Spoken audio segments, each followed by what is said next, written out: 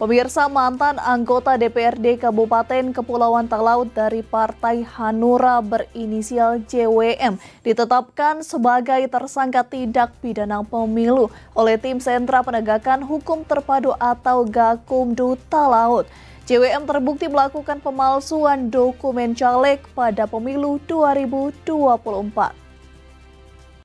Berdasarkan putusan Pengadilan Negeri Melongoani, JWM terbukti secara sah dan meyakinkan melakukan tindak pidana pemalsuan dokumen syarat calon legislatif Kabupaten Kepulauan Talaut pada pemilu 2024. Tersangka sudah diserahkan ke tim Gakumdu ke Lembaga Pemasyarakatan Lirung pada Kamis 11 Januari 2023. Perkara ini atas nama terdakwa, dahulunya terdakwa, sekarang sudah dipidana karena tadi baru kita melaksanakan eksekusi atas nama Jim Walter Mahatwil, yang dimana telah terbukti secara sah dan meyakinkan menurut hukum berdasarkan putusan Pengadilan Negeri Melongoani. Jadi beliau ini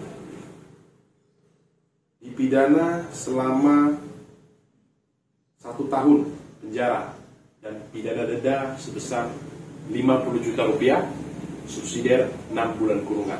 Jadi atas putusan Pengadilan Negeri Melongoani.